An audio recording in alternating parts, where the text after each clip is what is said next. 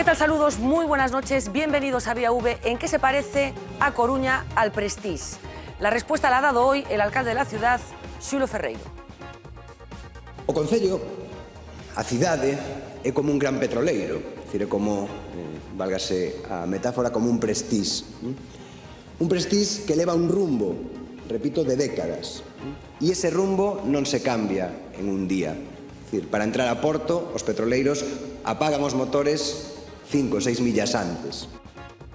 Pablo Carballo, muy buenas noches. Buenas noches, Bueno, pues Fernanda. como vemos, los alcaldes continúan haciendo valoraciones de esos primeros 100 días de gobierno que se cumplieron ayer. Hoy en Vía V vamos a escuchar más cosas que nos ha dicho Abel Caballero, alcalde de Vigo. Ayer veíamos un extracto de esa entrevista, sí, hoy vamos a ver un poquito más de lo que nos ha contado. Hablamos muchas veces de sus problemas de comunicación con la Xunta y con Núñez Feijóo. Bueno, pues entre las cosas que nos ha contado el alcalde de Vigo es que si se considera enamorado de algo, él es del diálogo.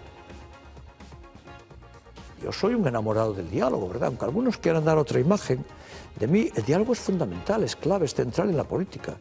Hay que hacerlo a través del diálogo. Hombre, si el diálogo no resulta, pues bien, pues hay que tomar otras decisiones, pero todo es dentro de la democracia, ¿no?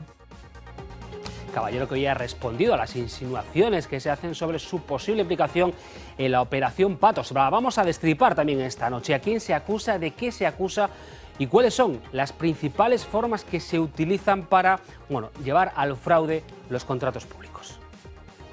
É moi habitual, por exemplo, non que se den os pregos, senón que a empresa que vai licitar redacte os pregos e, polo tanto, faga os pregos como un traxe.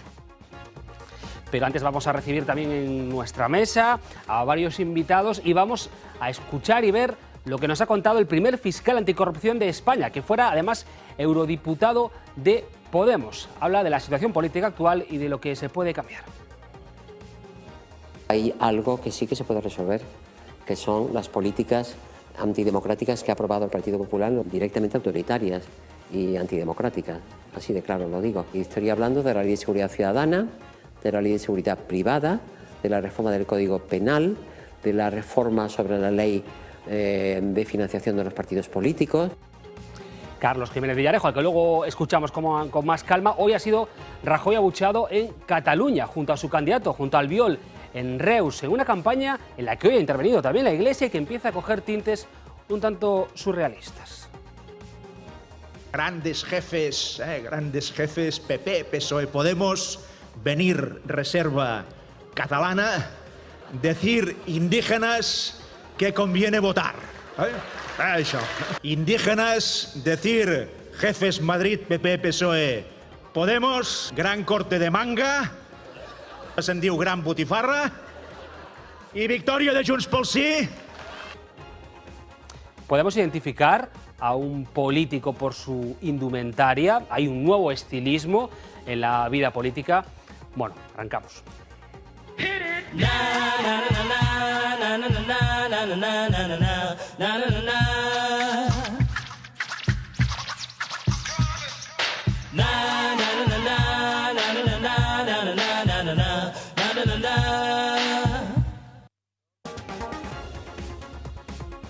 Mario Weiss, muy buenas noches. Buenas noches, Fernanda. Consultor del Banco Mundial, ex consejero del Fondo Monetario Internacional y se encuentra en Galicia porque es profesor también de la Escuela de Negocios de la Fundación, de A Fundación. Queremos hablar con usted de todo lo que está pasando en estos tiempos tan turbulentos. Nos va a acompañar en esta conversación Gonzalo Caballero. Muy buenas noches. Buenas noches. Una conversación que queríamos empezar por la palabra crisis, esa palabra que nos lleva acompañando desde el año 2007. Y la pregunta con la que quiero arrancar es precisamente esta. ¿Seguimos en crisis, señor Weiss? Bueno, le cuento una anécdota, Fernanda. En las reuniones internacionales siempre dicen que hay países que van bien, Estados Unidos, estoy de acuerdo, Inglaterra, India, que es el de los países emergentes el que se salva, y luego dicen España. Claro, cuando dicen España yo salto de la silla porque todavía creo que hay mucho paro, los salarios son bajos y da la impresión de que todavía las familias no han... La crisis ha terminado a nivel macro, pero no a nivel de familia, ¿no?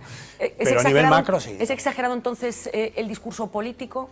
Porque sí que da la sensación de que en este tramo en el que nos encontramos con ese calendario electoral tan intenso, por lo menos hay una parte del arco político que está intentando hacernos creer que la crisis sí que ha acabado.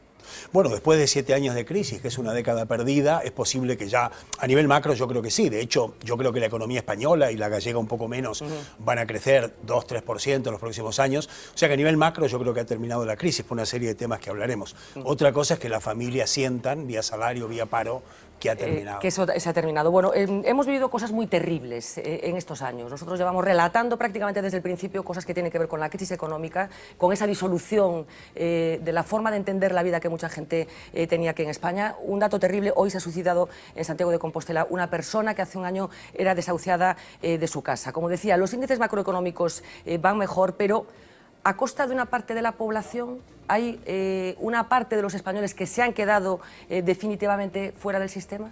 Bueno, yo creo que el tema de la caída de salarios y toda la crisis social es común a muchos países ricos. Fíjese, en España ha habido una austeridad muy fuerte durante 7 años, un poco por la deuda, como Portugal o como Grecia, pero si usted mira a Estados Unidos o Inglaterra han bajado los salarios, ¿no?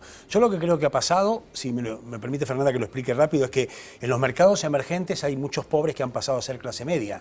China 200 millones, India, México, Colombia.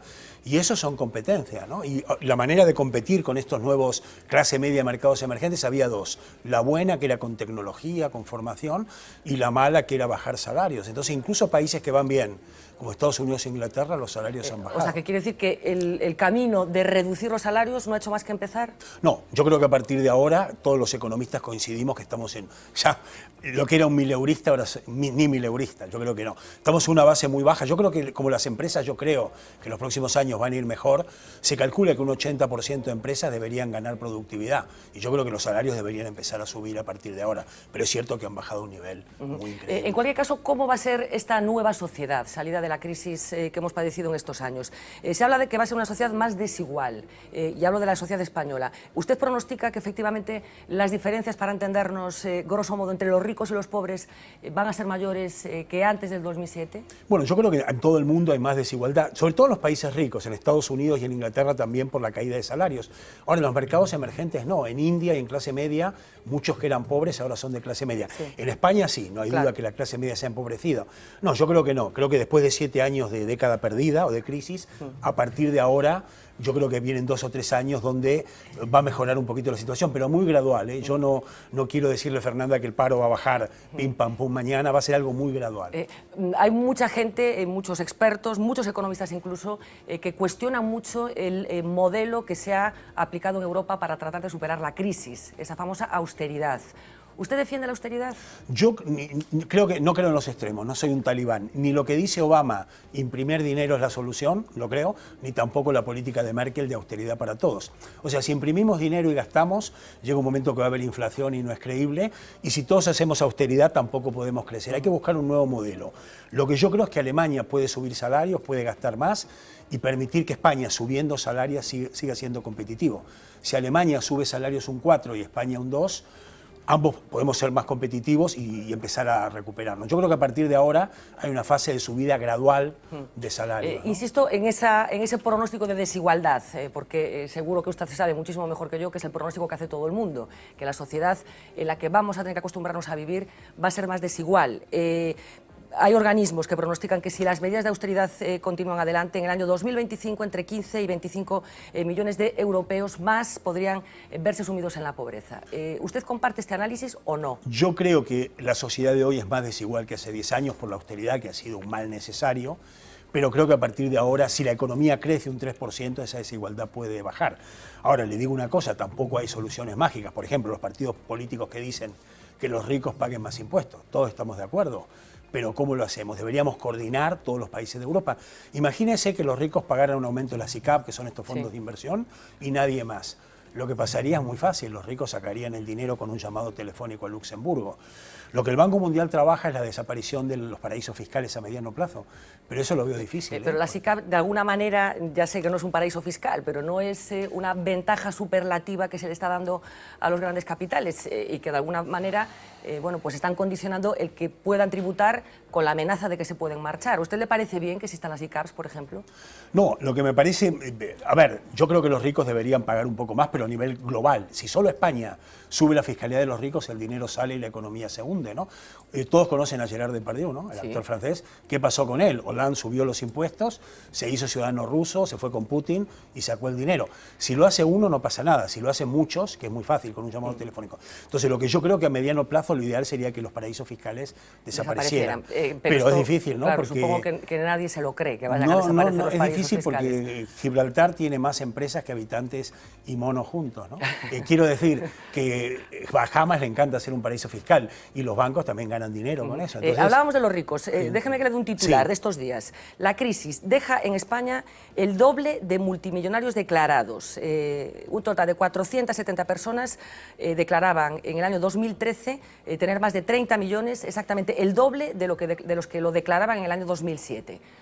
¿Qué le parece? No, eso es malo. O sea, todo lo que sea una distribución de la renta regresiva, que la clase media... Lo importante es que la clase media sea grande. En España se ha achicado por la crisis. Ahora, si usted me pregunta, Fernanda, de aquí en el futuro lo más probable es que eso mejore un poquito en la medida que los salarios, yo creo, que van a crecer. Dice que se ha achicado por la crisis. ¿Se ha achicado por la crisis o por las políticas que se han aplicado, implementado para tratar de combatir la crisis? Bueno, ¿había otra manera de hacerlo que no perjudicara de una forma tan flagrante a la clase media y no beneficiara de una forma tan evidente al gran capital? Siempre tiene que pensar algo, Fernanda. Cuando hay austeridad tiene un coste social. ¿Y cuál sería la alternativa? No sería Pero el coste social parece que lo han pagado unos. Los pagan más unos que otros, pero la alternativa no es una fiesta, party y pachanga. La alternativa es básicamente un default o un no pago o, bueno, una situación. O sea que siempre hay que comparar el coste de la austeridad que existe con qué pasaría, ¿no? Se ve mucho con Grecia. ¿Qué hubiese pasado si Grecia en vez de la austeridad se salía del euro? Bueno, hubiese sido peor. O sea que, pero la austeridad yo creo que hay que revertir, hay que cambiar esas políticas porque llega un momento que tienen un límite, ¿no? Y ya estamos en un límite. Gonzalo Caballero. Bueno, yo creo coincido en las grandes rasgos de lo que ha planteado Mario en su intervención. Y yo quería hacer una reflexión también pues, desde la perspectiva comparada sobre ese nivel de las clases medias, ¿no? Porque al final todo lo que puedan ser clases medias en los distintos países tienen distintos niveles. Es decir, la clase media aumenta en la India, aumenta en China y se reduzca en España no es tampoco comparable. Es decir, la clase media, lo que quede de clase media o incluso lo que ya no es clase media en España, pues tiene ciertos mecanismos todavía para estar muy por encima de los niveles de clase media en otros lugares. Y es cierto que en grandes estados, como por ejemplo en Estados Unidos, yo este fin de semana he estado allí, y bueno, es cierto que la percepción todavía de la economía es que a pesar de que también las cifras macro hayan salvado en algún momento, todavía los trabajadores, las clases medias urbanas que están trabajando tal, tienen todavía una presión muy importante y todavía tienen una sensación de que esto no acaba de despegar. Entonces yo quería hacer una reflexión y una pregunta en este sentido. La reflexión va en la dirección de que en todo este mapa lo que tenemos son muchos polos distintos de cómo están ocurriendo las cuestiones y yo quería preguntar en esa línea de cómo pueden haber un distinto equilibrio entre las distintas zonas económicas de la economía mundial. ¿Qué papel puede ocupar ahí Latinoamérica? Porque me consta que nuestro entrevistado de hoy pues, es latinoamericano y además ha ocupado en el fondo algún tipo de representación, creo que de Argentina. Me gustaría saber un poco cómo es la perspectiva que tiene sobre Latinoamérica y sobre los distintos países, de algo que es a veces muy olvidado en la economía española, que en cambio es toda una potencia de potencias emergentes, de situaciones también dramáticas en Centroamérica, etc. ¿Cómo ve Latinoamérica en la economía mundial actualmente y qué perspectivas de futuro para los distintos países? Sí, yo creo que América Latina ha ido muy bien, igual que Asia. Los emergentes, es que no nos olvidemos que los emergentes son más de la mitad de la riqueza mundial. En los últimos 15 años los países emergentes han crecido muy por encima de los ricos. Ahora se ha dado vuelta la tortilla. Yo creo que China ya no es lo que era, crece un 7 y no un 10, y eso perjudica a muchos países de América Latina que exportan a China.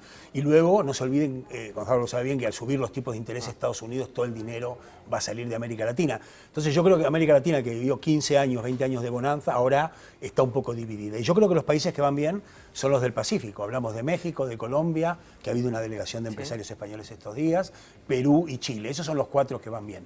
Brasil es un país que está en el medio de un lío tremendo y eso me preocupa porque hay mucha empresa española, Santander, Telefónica, todas Repsol que tienen mucho en Brasil, ¿no? Y eso habrá que ver porque es un país importante. Pero en el futuro América Latina tiene turbulencia. Y luego están los países populistas, Argentina, básicamente Venezuela, que estos tienen muy mal pronóstico, países con inflación y salida de capitales, ¿no? Y a mí como argentino siempre me preguntan cómo es posible que Argentina, bueno, Cristina ha hecho que la economía crezca mucho, y yo siempre digo, Argentina, por 3 motivos, la soja, la soja y la soja. Es como el petróleo venezolano, tú tienes un producto de exportación, que eres el primer exportador mundial y el precio se multiplica por 5 y el país es millonario. Y te cuento una anécdota, Gonzalo, Argentina es el único país de los mercados emergentes que está bajando la prima de riesgo. Tú dirás, vaya, Cristina lo está haciendo bien al final. No, es que se va el mes que viene, ya hay elecciones, y el que venga será mucho más moderado. Incluso el del partido de Cristina es un niño de pecho al lado de Cristina, es mucho más moderado, etcétera, etcétera. Bueno, pues estamos hablando con Mario Weiss, como decíamos, consultor del Banco Mundial, ex consejero del FMI. Ambas instituciones han llegado a esta crisis, a la crisis europea, me refiero con la reputación mermada. Hablábamos del papel que han jugado, sobre todo en Latinoamérica, en los años 80 y 90, esas recetas que impusieron y que finalmente pues no tuvieron el resultado que ellos pronosticaban que iban a tener. ¿Entiende la mala fama del FMI? ¿Le parece justa? Bueno, yo en los 80 estaba representando a Argentina ante el Fondo Monetario y en aquella época éramos rebeldes, no queríamos pagar la deuda, bueno, no tanto como Podemos, pero casi, y fue una época de rebeldía. El Fondo Monetario ha cambiado mucho, no solo por Rodrigo Rato y por Dominique Strauss-Kahn. Siempre que me preguntan que trabajo en el fondo, antes había buena reputación, ahora me miran un poco raro, pero también ha cambiado ideológicamente, porque es cierto que cuando entró Dominique, entró un grupo keynesiano, ya no es más el organismo liberal, conservador que era en mi época, y ahora la verdad que ideológicamente ha dado un giro progresista, que ahora acá no se percibe porque el fondo siempre se asocia claro, con la porque austeridad. tenemos la idea de que el fondo es un gran bloque unívoco en el que hay un pensamiento único. ¿Es así o no? ¿O no. Dentro del FMI? Incluso cuento alguna anécdota. Estados Unidos, que es el principal accionista del fondo, que tiene el 20% del capital, no quiere poner dinero porque los del Partido Republicano y del Tea Party dicen que es un nido de comunistas el Fondo Monetario. Visto así todo el mundo se ríe porque más bien el fondo se asocia como un organismo muy conservador, ¿no? Sí. Pero es cierto que ha cambiado mucho y también ideológicamente. Ahora es mucho más moderado. Díganme una cosa buena que haya hecho el Fondo Monetario Internacional por la humanidad. Bueno, a ver, el Banco Mundial, bueno, yo ahora estoy vinculado al Banco Mundial, no al fondo, que es bastante más bonito, ya que lo que hacemos es dar créditos a África y contra la pobreza. En realidad el Fondo Monetario y el Banco Mundial, aunque son gemelos, ya que se crearon en Bretton Woods. Está más cómodo usted trabajando en el Banco Mundial, vinculado al Banco Mundial. Sí, se hacen cosas muy distintas. El Banco Mundial da financiación para países en desarrollo, tiene mucho peso en el medio ambiente, en la pobreza, o sea que es un organismo bastante más chico bueno que el Fondo Monetario.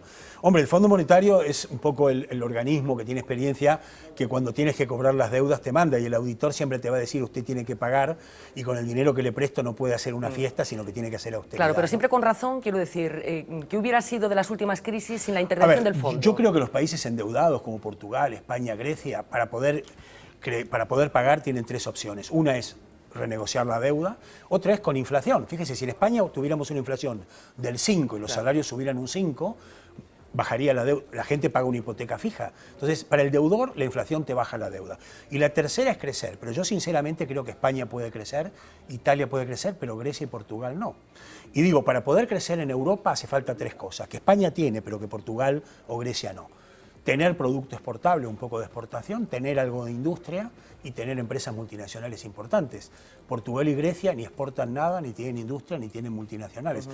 Y yo creo que Grecia ha sido aceptada en Europa más por un tema político que económico. Todos sabemos la importancia de la democracia, de los filósofos griegos, y quedaba muy mal una Europa sin un país. Entonces yo creo que por una cuestión simbólica, ¿cree? Simbólica. Yo creo que fue más un tema político, pero es una economía que no puede pagar porque no puede crecer. Si Grecia crece, paga automáticamente, porque todos los ratios de endeudamiento mejoran. Pero si no tiene capacidad de crecer, porque ni exporta nada. Y Argentina es mucho más rico que Grecia. Cuando me dicen Argentina, a pesar de los argentinos, como dice el chiste, ya saben que un argentino es una mezcla de un italiano con un español, y esa es una mezcla que no caza bien, ¿no? Los españoles bien, los italianos bien, pero juntarlos hay un Nuestro invitado de hoy es argentino, hay que aclararlo por si alguien se siente ofendido por ese análisis que hace. Gonzalo, yo no sé si esto que hablamos del Fondo Monetario Internacional y el análisis que está haciendo Mario Weiss de la situación de todos estos países. Bueno, el Fondo y el Banco Mundial tienen dos naturalezas distintas, por eso no tiene presión. El Banco Mundial, lo digo para que la gente lo entienda, no es un banco.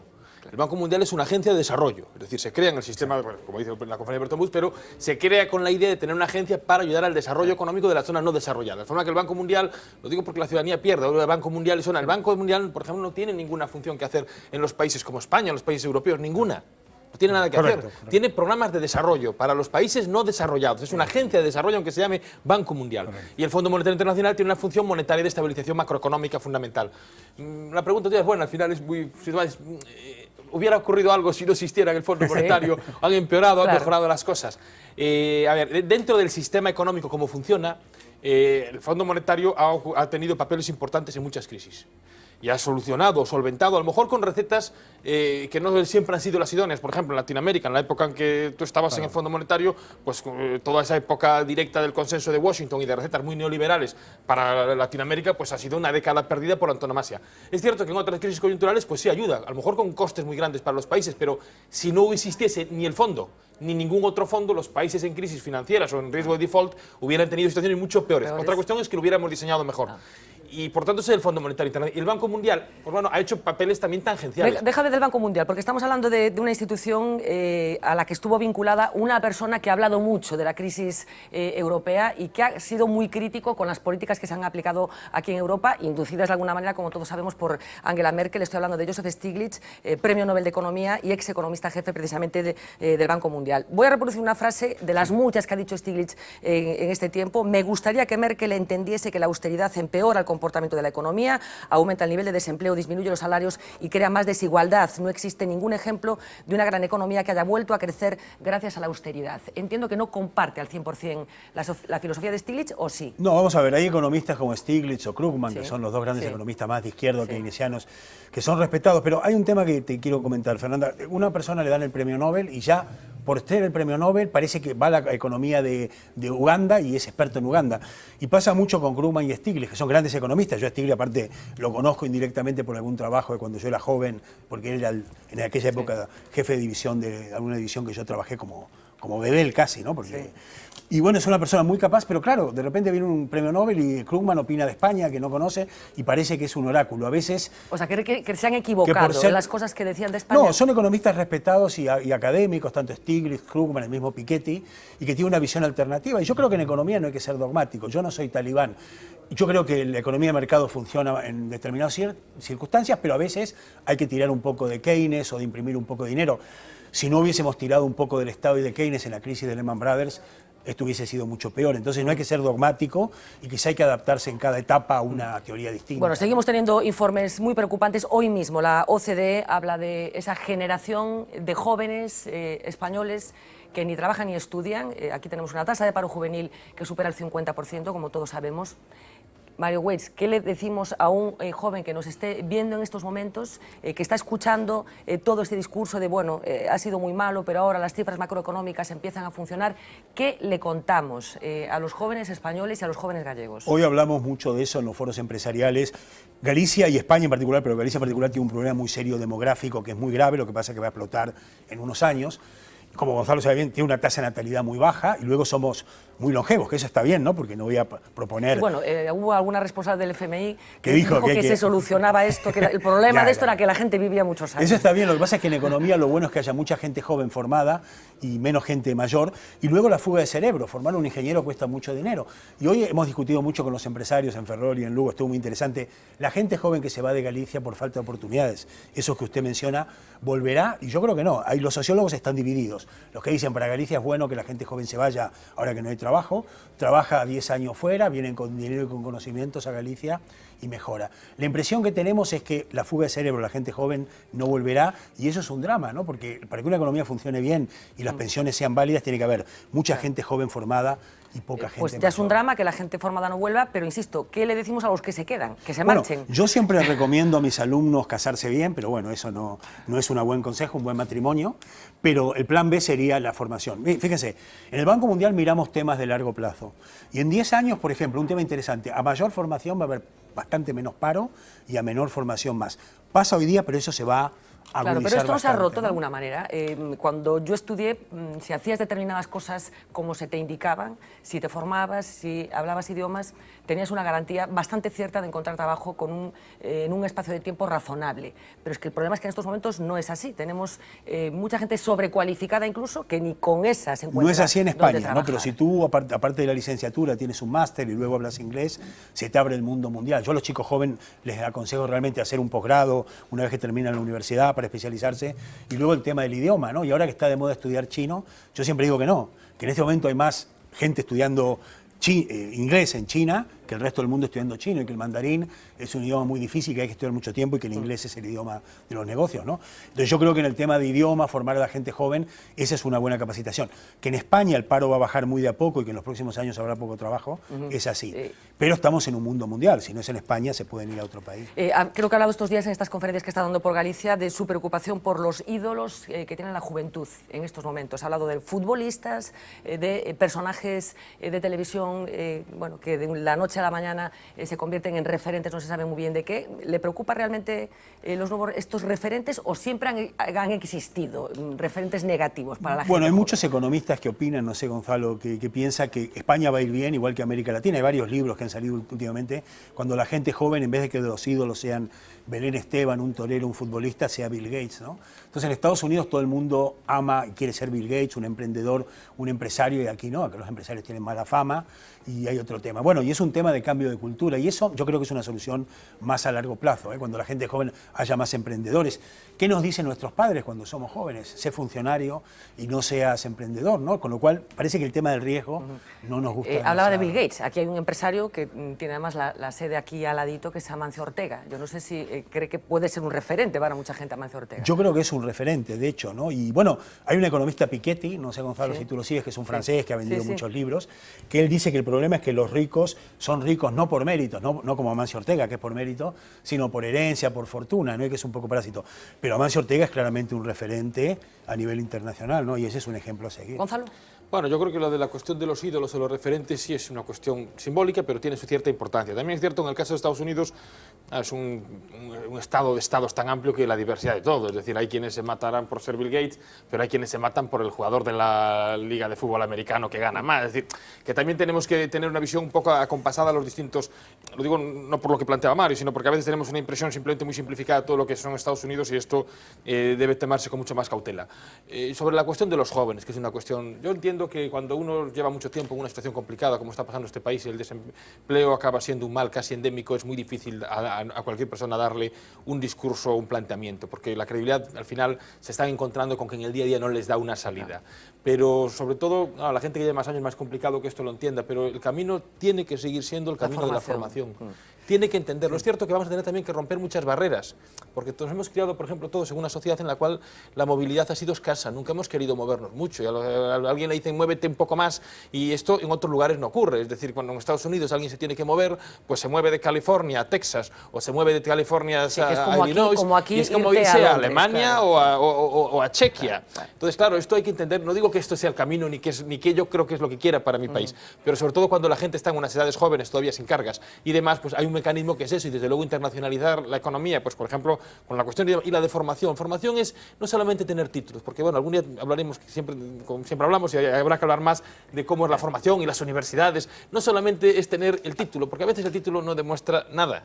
Es decir, hay que tener la capacidad individual de estar formándose, de creer en lo que uno quiere hacer, de tener la iniciativa de ser mejor en lo que quiere ser. Para ello hay que tener papeles y títulos, pero hay que tener una vocación y un compromiso de trabajo que va más allá simplemente de la titulitis, de conseguir, de acumular. De una titulitis, además con los sistemas que hay al final, la asistencia y demás te da méritos, pero que luego esos títulos no son suficientes para que, si alguien es muy bueno en algo, siempre hay salida. Pero claro, es muy difícil ser muy bueno porque cada vez todos somos mejores y por lo tanto la competitividad es más alta, y en conseguir despuntar en el periodismo, en la economía, en la ingeniería es más complicado porque hay mucha más gente formada y un mercado cada vez más competitivo. Siempre hay que estar en la frontera, si lo estamos lo conseguirán. Señor Weiss, inevitablemente una persona que ha estado vinculada al FMI, le tengo que preguntar por Rodrigo Rato. ¿Qué le parece el personaje? Bueno, ahí voy a ser un poco bastante político. A ver, el tema de Rato hay dos temas, ¿no? El tema básico es, bueno, cómo una persona que ha estado como director general del Fondo Monetario va a Bankia y hace una gestión tan mala, ¿no? Y yo creo que ahí... Bueno, hay quien sostiene que ya la hizo mala en el FMI y que por eso se fue. Bueno, el FMI pasó un poquito... De hecho, hay un informe posterior a su salida en vamos, desbaratan absolutamente lo que Rato había hecho. Lo que se le critica a Rato es no haber predicho la crisis de Lehman Brothers, pero eso no la predijo nadie. Claro, hay gente que dice, hombre, el Fondo Monetario que se dedica a eso, pero bueno, hizo una tarea discreta, ni excelente ni muy mala, pasó un poco desapercibido, tampoco fue brillante. Lo que llama más la atención es con la experiencia que ha tenido en el fondo, que ser director del fondo es más más importante que ser ministro de Economía, luego haya tenido esa actitud tan deslucida.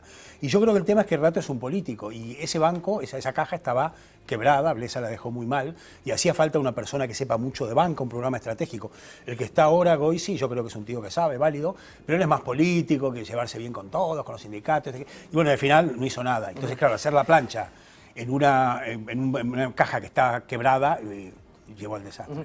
Bueno, que estamos acabando ya, pero no quería dejar de comentar dos asuntos que tienen que ver con algo inmediato. Elecciones en Cataluña el próximo día 27. Gran polémica esta semana por unas palabras del responsable del Banco de España diciendo que una eventual independencia de Cataluña podría provocar un corralito financiero en ese territorio. ¿Qué punto de vista tiene usted, que como argentino algo sabe de corralitos? Sí, yo creo que, hombre, para ser cierto, en realidad, después de preguntarle al periodista, lo que él dijo es muy improbable, pero podría haber un corralito. Hombre, yo creo que el presidente del Banco de España tiene que ser muy cuidadoso con ese tema, ¿no? Porque claro, si él, que es el regulador, dice eso, imagínense, eso lo puede decir un analista, ha estado un poco excesivo. Ahora, lo que es cierto es que en Cataluña, es cierto que los costes que tendría para España sería malo, pero para Cataluña tremendo irse, y el problema es que toda la campaña independentista no se dice de los costos, ¿no? O sea, toda la publicidad es, bueno, no nos pasa nada, no perdemos nada, y es evidente que todos los economistas hemos hecho muchos estudios diciendo que para Cataluña sería muy malo. Sin entrar a el corralito, yo creo que es muy improbable, pero sí, evidentemente, un colapso económico por la salida de la inversión extranjera. Hay que ver en qué moneda se van, por no tener acceso al Banco Central Europeo. Entonces, yo creo que todo el diagnóstico que tenemos es que tiene muchas cuestiones que pueden hacer que la economía sea un caos, y eso hay que decirlo. Ya para terminar, señor Mario Weiss, Unión Europea, síntomas de debilidad los que ha mostrado en los últimos tiempos. Primero, en toda la crisis financiera, esa incapacidad para establecer políticas que nos permitieran salir a todos los países de la Unión de una manera homogénea, y fracaso, usted me dirá si estrepitoso o no, en la crisis de los refugiados, con una incapacidad manifiesta para tomar una decisión y tratar de resolver algo en el que además hay una crisis humanitaria evidente, a la que estamos asistiendo prácticamente en directo desde hace tantas semanas. ¿Tiene algo de fallido el proyecto de la Unión Europea? Bueno, bastante fallido. Todos estos años han sido muy tumultuosos, yo creo que se han cometido 1000 errores, ¿no? Pero mucha gente decía, hace frío en Europa, pero hay tormento fuera de Europa, ¿no? El tema de los refugiados es un tema de muy difícil solución, ¿no? Donde habrá que ver cómo se maneja, y el problema que a mí me preocupa es que puede dar alas a los partidos xenófobos de ultraderecha tipo nazis, tipo Amanecer Dorado, tipo Le Pen, porque la gente dice, bueno, evidentemente, y yo creo que los refugiados pueden tener un papel positivo. Por ejemplo, Galicia, que es un territorio bastante despoblado, tiene margen, pero tiene que serse, digamos, con gente que venga cualificada y... Pero en cualquier caso, ¿cree que hay que revisar los cimientos de la Unión Europea? Hay que revisar, y el problema es que yo creo que ha habido una ampliación demasiado amplia, son demasiados países, 28, y ha ido demasiado rápido esa ampliación. Entonces los del este no quieren a los refugiados, y realmente hay Europas a varias velocidades, ¿no? Y bueno, es un tema, realmente Europa no ha ido demasiado bien. De todas maneras, a mediano plazo, yo creo que Europa permanece como potencia económica, aguanta. Bueno, pues con esa previsión nos quedamos. Mario Weiss, un auténtico placer por esta compañía y por este análisis hoy aquí en el plato de VIAV en directo. Gracias. Muchas gracias. Un placer. Vamos a hacer una pausa publicitaria. Enseguida volvemos con una mesa especial. Van a estar representantes de la práctica totalidad de los partidos que en estos momentos son sujetos políticos aquí en Galicia, para hablar del escenario que se ha abierto después de esas elecciones municipales, con tantas citas por delante. Así que unos minutos y arrancamos otra vez.